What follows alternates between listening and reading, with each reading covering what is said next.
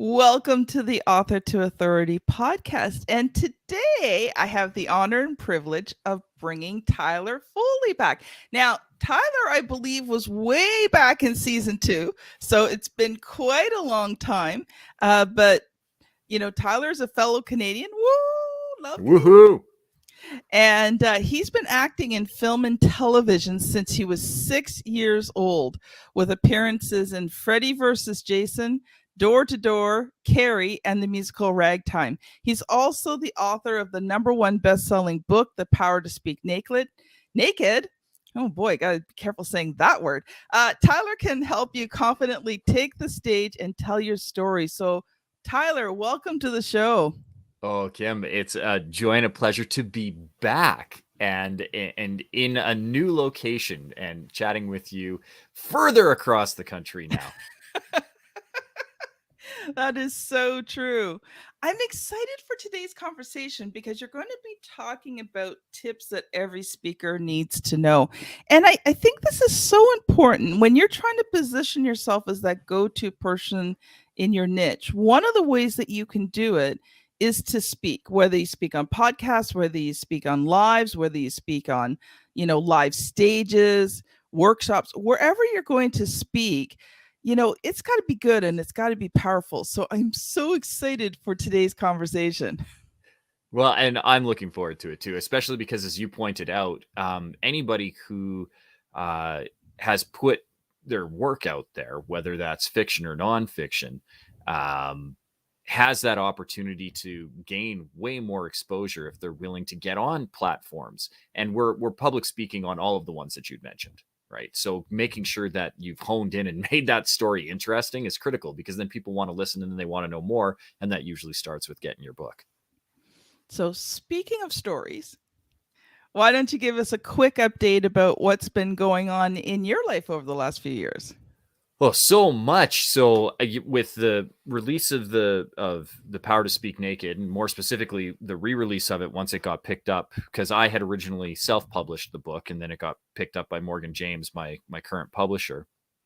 They had asked for me to look at doing a revised edition. So we're in the process of putting together and releasing an updated version of the book. Very tongue-in-cheek. The Power to Speak Naked, bigger, longer, and uncut, which makes me giggle every time, especially because my publisher specializes in religious works.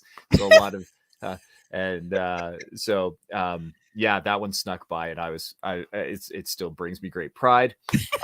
And in between, I was actually asked by Mike Capuzzi, who is a podcaster and podcast guest, has a wonderful show himself, and is a member of the Pod Match community, which you and I are members of. He had reached out to me and Alex Sanfilippo, who is the co-founder of Pod Match, and asked if we'd be interested in putting together a compilation book. And so we launched that last fall.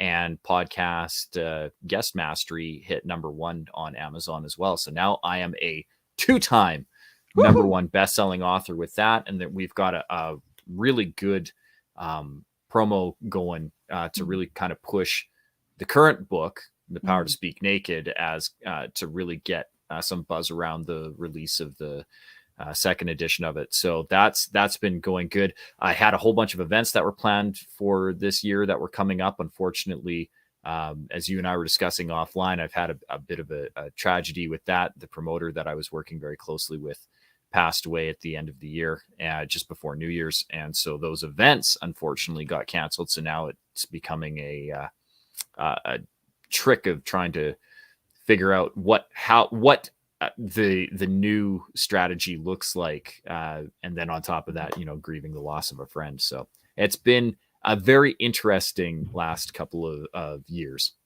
Well, first of all, Tyler, we are so sorry for your loss. I know what it's like to lose somebody, and sometimes it's not just the loss either, because you're not only dealing with the loss of a friend, but now your business, your plans for the whole year have just changed. And in a way, you've got to now restructure yourself and and figure out where you're going. So, I'm so sorry. That's just really, really hard. No, I appreciate it, and you're right. I'm grieving on about 5 different levels, and it's Yeah.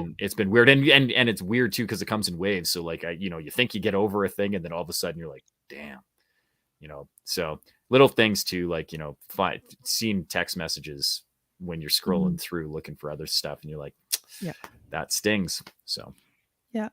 I remember when my dad died, one of the things I missed the most was my dad wasn't very demonstrative physically. Like if I hugged him, he would hug me back. If I kissed him, he could, that kind of thing. But every time he walked by you, he would just put his hand on your shoulder. And I didn't even realize he did it until he was gone and he wasn't doing it anymore. It just, all of a sudden I was like, I miss that so much. Yeah. And it's just the little things. So yeah, and it does come in waves. I wanted to let you know though, I was just at Podfest almost How 2 weeks was ago. it? Because I wanted to speak at that and couldn't make it work. Oh, it was awesome. So listeners, if you are interested in podcasting, if you want to, learn how to do podcasting properly, if you want to become a part of an amazing podcasting community, you need to check out Podfest. So they just finished their live event. They're doing their global virtual event in March. So I think if you just check out podfestexpo.com, all the information will be there.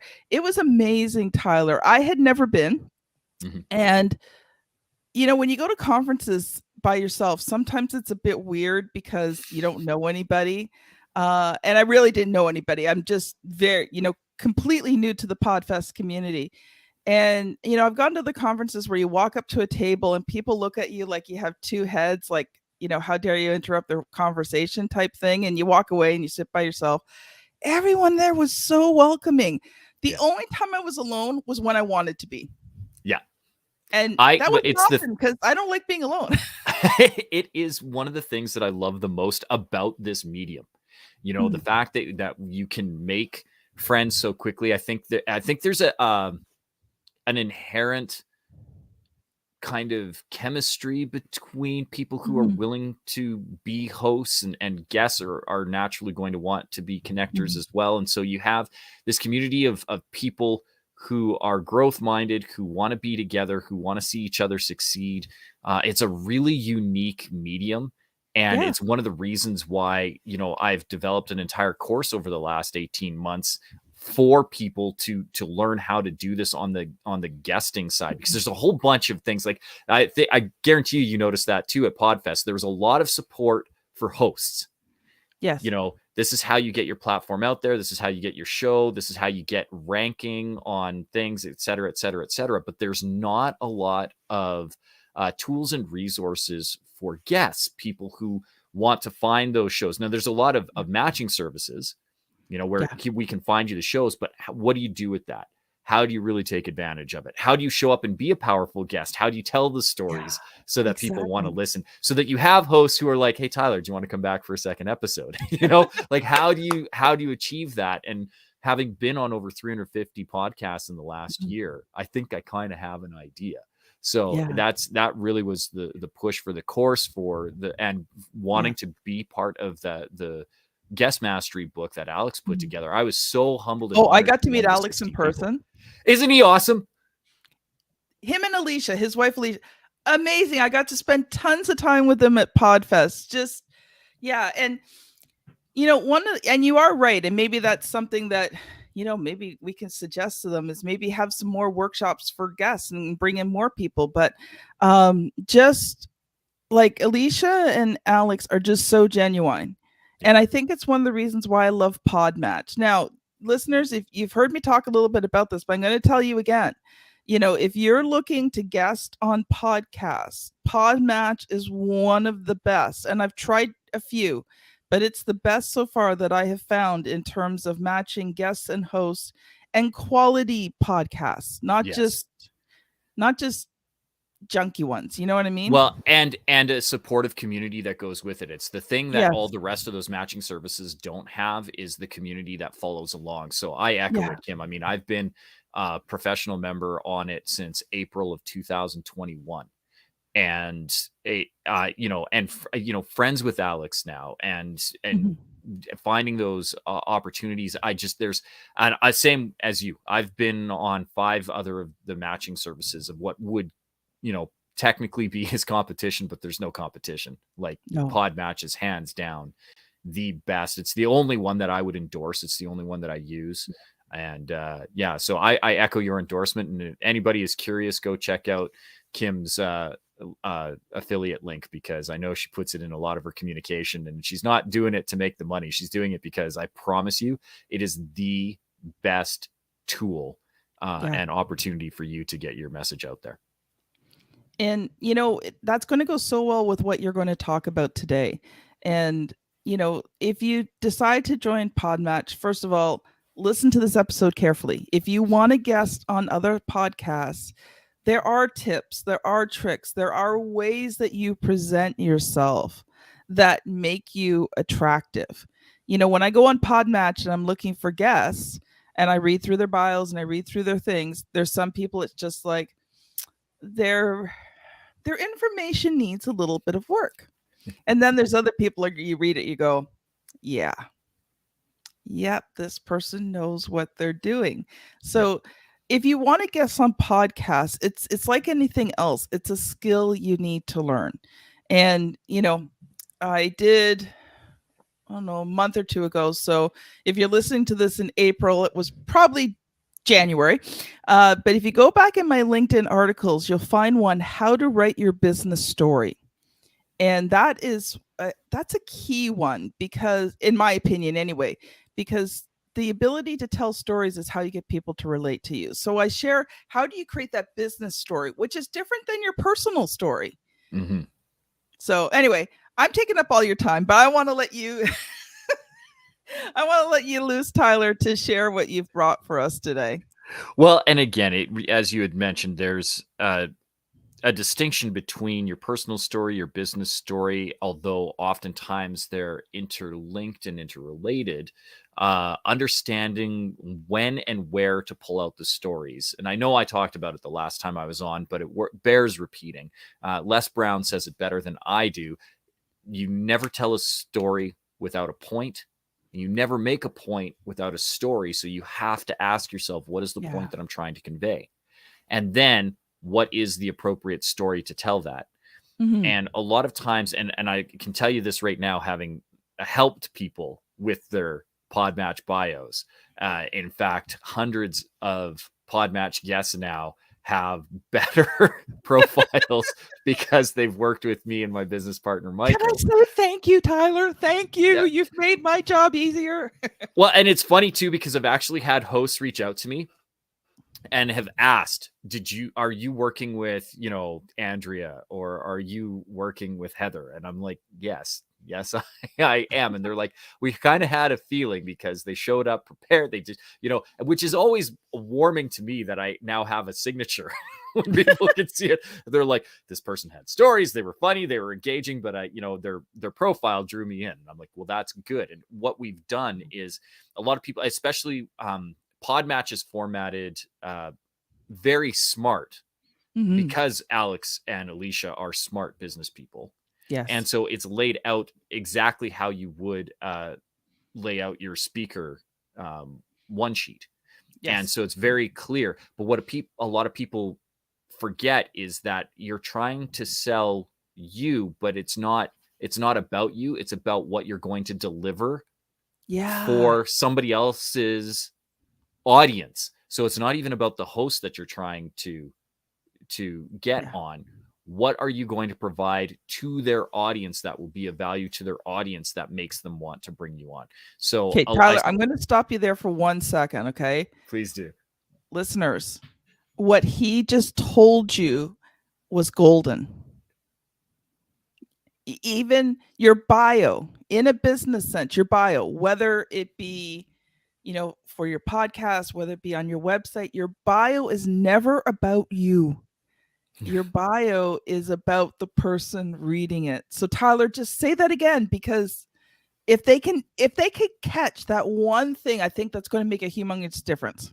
Yeah. So when you are putting together your bio, when you're putting together your about me, when you're putting together all of those things, it's not about you. It's about who you are trying to serve and that audience. So particularly when you're putting together something like a one sheet or an intro on some of these services, you want to make sure that you have a very clear idea of how you're serving that audience, what you're going to provide to them for their audience. Even right down, like you said, the bio does need to be, it is a biography. So what did you do? But how does that bio uh, directly relate to how you're going to serve the audience? And you and I had a perfect example of that today, because there is the bio that I have on the page that gives some context, but then there's like the short bio that we can use as an introduction. And that's by the way, one of the biggest mistakes that separates the amateurs from the professionals is they try to use both hosts and guests bios as introductions, and bios are not introductions. Introductions pull from the bio, but they are not your introduction. And if you don't have the ability to first of all know that and be able to correct it, like you and I had a great conversation. You're like, I'm going to pull the bio, and I was like, oh, which one? So I had to make sure, because it is the bio that I sent you, or is it the bio that we're pulling from Podmatch? And you're like, this one. I'm like, oh, well, we're going to do this. And then you're like, oh, well, that's a little wordy. I'm like, well, I have this other thing, right? So you and I were able to do that because we're both professionals. Yeah. Because Well, I would have just scaled down your bio anyway, because that's what I do. Yeah. I scan the bio for the information I want, and I make an introduction out of it. Exactly. And that's really what, the intro is to give somebody a hook, a reason to continue to listen. And it's one of the reasons why, like, I'm just going to redo my bio really quick, because it wasn't my bio, it was my introduction, right? Because we scaled down the bio. And Sean Tyler Foley has been acting in film and television since he was 6. So all of a sudden you're like, ooh, child actor, without having to say child actor. Yes. It perks people up, and it is what differentiates me from other public speakers, right? A lot of public speakers have, business acumen, or they were authors first, or they had, political leaders or whatever. For me, my hook is I was acting at a very young age. Then we throw in the credibility with appearances in Freddy Vs. Jason, Door to Door, Carrie, and the musical Ragtime. So now I've done film, television, and stage, and names people know. Right? Like I could put on some of the other ones, but people are like, I've never heard of that. Well, that's fine. My role was small. And so because we're Canadian. Because we're Canadian too. Yeah. I could throw in Da Vinci's Inquest and only you would get it. And you'd be like, I love that show. And I'm like, me too. And then you're like, were you on Littlest Hobo? And I'm like, no, it's before my time. But I wish I was. Right. So now we're setting up the authority part of it. And then what am I doing now? Author of the #1 best-selling book, The Power to Speak Naked, and I can help you confidently take the stage and tell your story. So now there's a reason for the listeners to listen afterwards. Yeah. You know what, Tyler? I so agree. I so agree. And I think too, you didn't start your introduction with a whole bunch of titles. No. Now, I think there's the rare time that titles are important.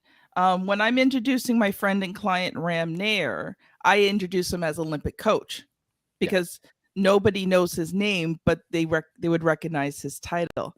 But I think you're correct in saying that, that it's about the other person. So put something. When I talk about mine, one of the things I say was, she was told at 7 years old that she shouldn't write because she wasn't a good writer. So, one of the stories I tell, it's called The Power of Words, is how I went from being told at 7 years old that I shouldn't write to owning a publishing company. Yeah. And a successful one too. Like, you get to brag, like, these are the people who I've helped share their stories. And that's again, that service piece. Yes. Yeah, I get it. I get it. Okay. So your title said you had 5 insider tips. Yes. Yes, I did. So the first one we've already covered, right? You need to make it about your audience, not about you. And by the way, that is a very powerful technique that you can use not only to entice people into wanting to hear what you have to say, but it's also a really effective way to get over stage fright. When people, usually when you are experiencing stage fright, it's because of an internal dialogue you're having with yourself, which is very ego driven. What if I forget what I'm saying? Don't do this. Or what if they don't like me? Basically, Or what if I they don't like what fail? I'm wearing? What if I fail? Right. All of those things. And it's very ego driven. It's very intrinsic and internalized. And if you push it out and you focus on your audience, what can I do for them? How can I serve them? How can I leave them better than I found them? Those types of ideas are what, as soon as you're focusing on the audience, you can't focus on you. If you can't focus on you, you can't feel that you're frightened. You know, and it becomes this very rapid way of eliminating that stage fright is focusing on your audience. And if you set yourself up for success by doing that up front, how can I serve this audience, you know, before I even get the gig? Then there's no pressure on you. You don't have to worry about it because now you know what the expectation is coming in. We're going to give, you know, 5 insider tips on how to be better public speaker. Right. So that is usually the first one that I give is, you know, make it about your audience, not about you. The next one in that vein is when you're telling your powerful stories, you are not the hero of your story. And that is the other big mistake that I see people make. They're trying to tell the story, and it's great. Please, please, please use Joseph Campbell's hero's journey model to tell your story. I think that is a wonderful model. It is the most engaging model. Do it. But when you are retelling the tale, you're not the hero. Your audience is the hero. Exactly. And if you look at that Joseph Campbell model, you have the hero who is in a state of unaware. They don't know what they don't know until there is a point of crisis that sends them into turmoil, makes them they have to cross a threshold where they meet their sage or mentor, and that person guides them through a series of trials and tribulations until they can overcome their final nemesis and then begin their journey home. In that model, you're not the hero because it's boring to hear people be like, I slayed this dragon, I did this, right? No. Yeah. You are the sage or mentor. You know, quit trying to be Luke Skywalker, start being Obi-Wan Kenobi, and that will make your stories that much more interesting. Better yet, even Yoda. Or Yoda, yes. You know, and if Star Wars is the reference that you don't like, then we'll go to, you know, stop being Harry Potter and be Dumbledore, because it's the same story. You know, a boy living with his aunt and uncle finds out that he is a powerful Jedi wizard where he meets an old man who used to work with his mom and dad. Yeah. Right. Trains him in the ways of the Jedi wizardry. Yeah, exactly. But I mean, it's funny when you look at, you know, when you look at your favorite movies, they all follow that type of pattern. And yet we get sucked in every single time. And I know it. I'm a writer. I know the hero's journey. And yet I'm watching these movies and I'm going, there's just something so good about them. Yeah. Well, but that's, I mean, it's so prevalent that it's been the way that effective stories have been told for millennia, to the point where Joseph Campbell was able to look at it and go back to, you know, Plato and go, this is, you know, from starting here and on, you know, Homer's Odyssey, like from of all of the great Greek mythology up into modern tales. You know, it was a thing that then not only could it be printed in this manual that Joseph Campbell could say, hey, I think this is the pattern, but, you know, George Lucas can turn around and be like, I think there's something to that. These are my influences, but I'll tell this tale this way. So it is a very effective model, but people need to learn how to apply it correctly. So if you're trying to make your story engaging for somebody else, you want people to think that they could be Luke Skywalker. So you can't be Luke Skywalker. Yeah. You have to be the Jedi Knight. You have to be Yoda, or you have to be Obi-Wan, and you have to show them the ways of the Force. This is how you can defeat Darth Vader if you want to kill your father. Yeah. Oh, so true. So true. Yeah. Or at least defeat the Empire. Yes. Yeah. So I know you got a few more, but we're kind of running out of time. And I do want to talk a little bit about your book. So maybe we'll have you back on again to do the other three major insider tips. But I think, we've already given them a lot of gold today that and a lot of meat to chew on and think about. But I want to talk about your book. There's, first of all, just tell us a little bit more about the book. And then I'm going to ask you the question I ask every author who comes on the show. So the Power to Speak Naked really came about from my training programs and working with executives and CEOs, showing them how to be better communicators within their organization. It actually started as a safety talk way back because my background is a safety consultant. And a lot of people would ask, why are your training programs when you I've been to the same thing, like, whether it's fall protection or elevated work platform or the principles of health and safety management. I've taken these courses before because a lot of them expire and people have to redo them over and over and over again. And they're like, I've probably taken this course 4 times. Yours is the only one that kept me awake, and like, what's your secret sauce? And I would be like, well, this is how you do it. You want to engage with people. You want to make it more about them and less about you. It's easier on you if you do that, have them talk more than you. And they're like, oh yeah, we did. Because that was the first thing that I would point out to people when they'd come to some of my training sessions. I'd be like, how much did I talk? And they'd have to think about it. And if they had to think about it, it means that I wasn't doing it very much. You weren't Ferris Bueller's teacher. I wasn't Ferris Bueller's teacher. Anyone? Bueller. And so that really was the first. That's another tip for people is if you've been given 45 minutes to speak, you should only be speaking for about 30, maybe 25.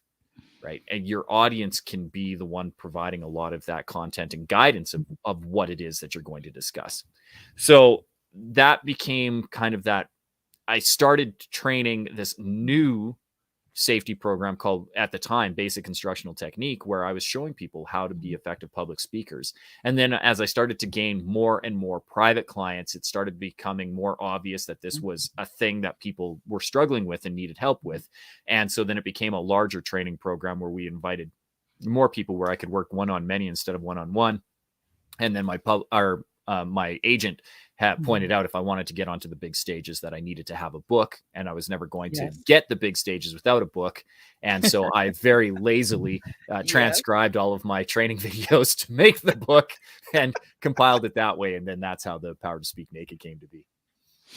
That is awesome. Okay, so you probably did a slightly bit different process, but I'm still going to ask you the same question. What was the good, the bad, and the ugly about writing and publishing that book? The good was getting it done.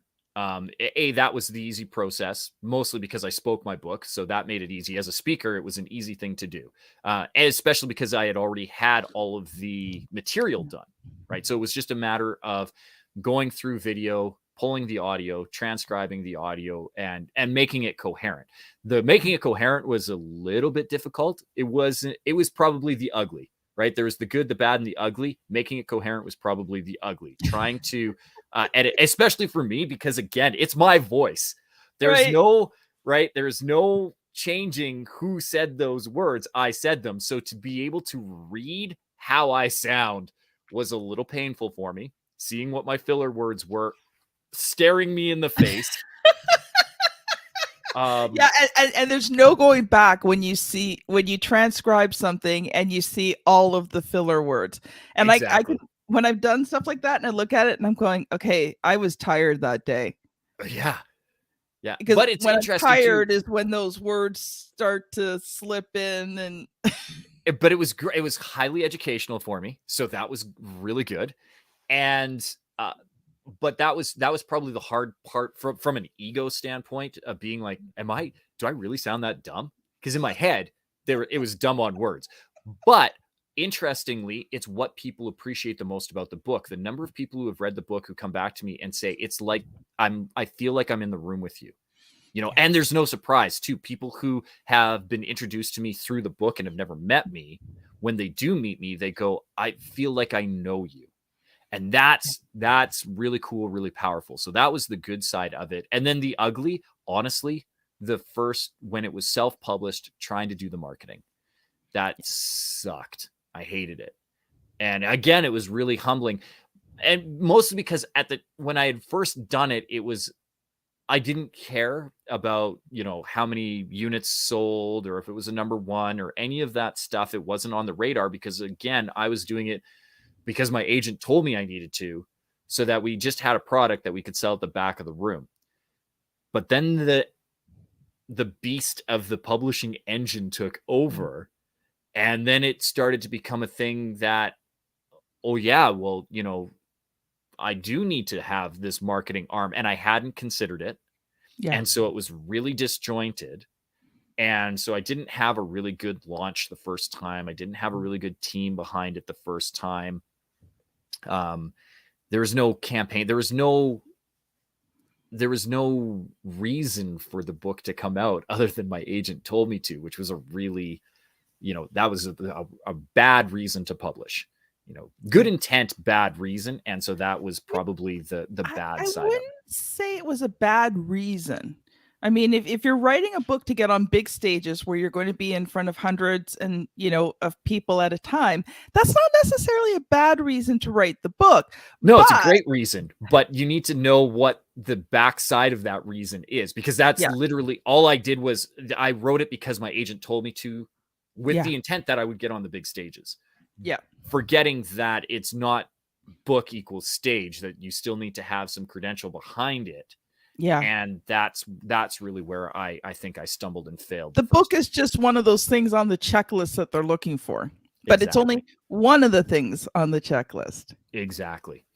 And I had all the rest of the checklist, right? So I had the headshots and the one sheet. I had the book. I had the courses that supported. I had a product that could sell from stage. I had the ability to either make it a sell from stage or just an informational only. Yes. I could do the keynote. I had all the things that were there that were necessary.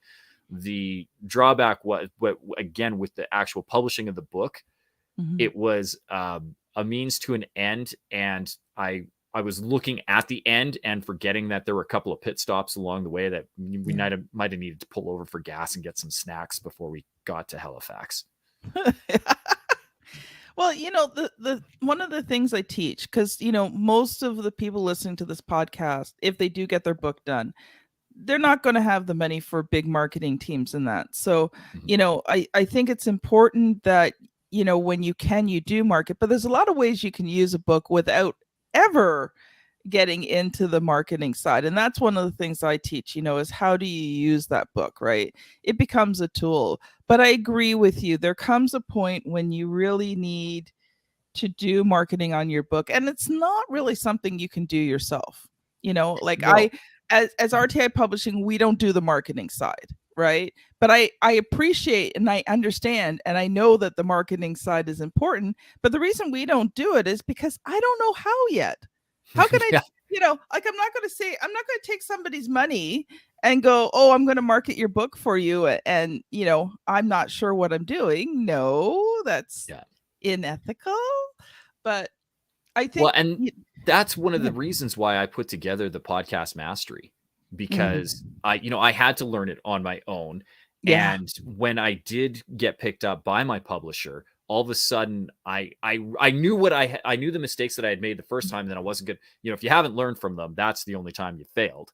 So I was like, I'm not going to fail. I'm going to learn from this and I want to do it. And the quick way, I had looked at, because as a former actor, I had a PR agent. So I knew, I knew somebody who could do press releases for me. I knew I could get some of those larger bits, but it was also going to cost a lot of money. And I'm like, I don't want to sink $15,000 over the next 3 months into my PR agent.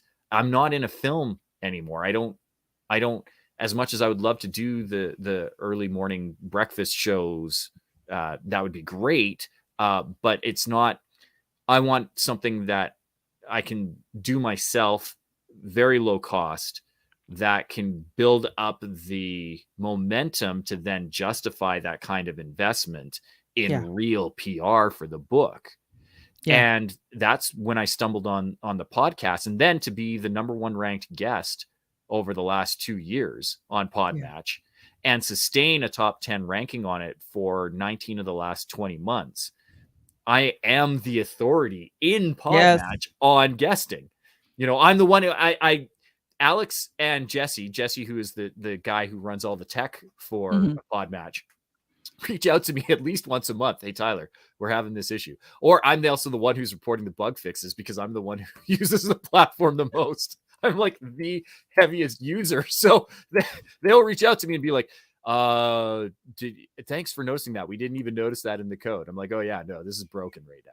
And they will, they will fix it. So that I am the authority now in this space. And I realize that there's this gap. There's a lot of stuff for the hosts. This is how you get your show out there. This is how you get it. This is how you monetize it. But there's not a lot for the guests. And particularly for me, authors are the ones who can use this platform the most. Yeah. Right? Because it's such an easy way for you to tell your story. And because there's so many podcasts that you can niche down where you can be like, oh, this is this thing for me. Like I can actually speak on this one subject. And you can put that in and search and find, dozens, if not hundreds of podcasts that can support that message. It just becomes this natural fit. And so to show people how to really effectively do that, that's why we've put together the new course. Well, and the thing is too, is the site is designed to match people. So if you're a host on there, you're expecting to get messages from people wanting to be on your show. And, like when people email me out of the blue, it's kind of like,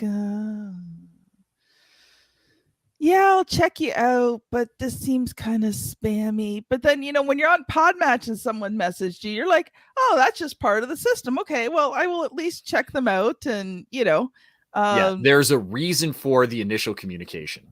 Yeah, exactly. You know what, Tyler? We are actually overtime. We are. But that's which okay. means, Kim, round 3.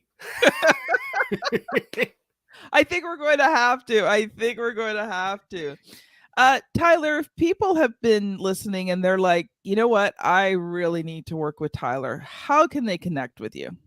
Well, the best thing they can do is go to the website. And it's, if they're watching this, it's at SeanTylerFoley.com. If they're listening, Sean is spelled the proper Irish way, SeanTylerFoley.com. If you go to that's got all my information. It's my main page and it links to all the rest of the stuff. You'll see right on the landing page above the fold, first thing you're going to see is an invitation to join my free Facebook group, which is called Endless Stages.